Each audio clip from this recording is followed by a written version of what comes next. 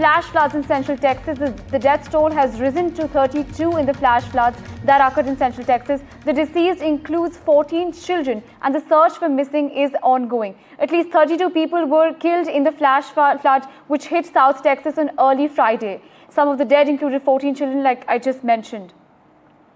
Well, joining me right now is Dr. Kwati, who is a journalist in the United States. Firstly, Dr. Kwati, tell us more about the flash floods. I mean, we've heard the number of casualties, which includes, in fact, 14 children. How are the rescue operations taking shape?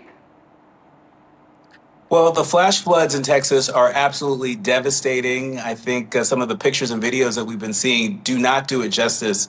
There are a number of folks at this hour that are reeling. Almost 50 people have been reportedly impacted by the floods, and some questions being raised as to whether or not folks got the alerts and notifications that they needed in time to make decisions to get their families out of harm.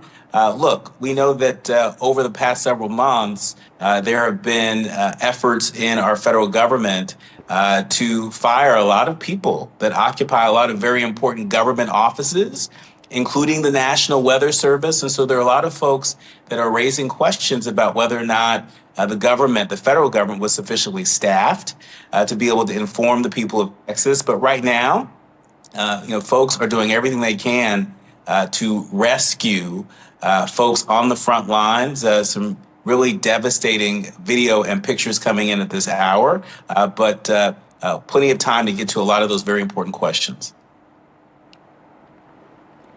Right. In fact, those were some devastating visuals coming from South Texas. My next question to you is that apparently there was a girls' camp that was also impacted.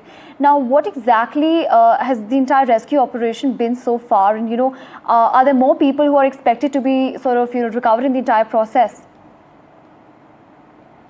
Well, we know that rescue operations are just getting underway. The governor of Texas has been in the forefront leading these efforts, as has the Homeland Security Secretary, Kristi Noem. There seems to be state and federal coordination on this. But again, at this hour, 49 folks have been found dead in Texas. The disaster declaration has expanded across the state. You might remember there have been other governors, like neighboring governor of Arkansas, Sarah Huckabee Sanders, who has requested additional federal aid for some of the tornado disasters there.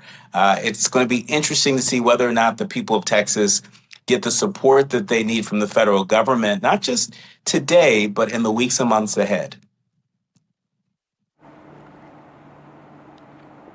Right, absolutely. Thank you so much, Dr. Kwati, for joining us and sharing those details with us.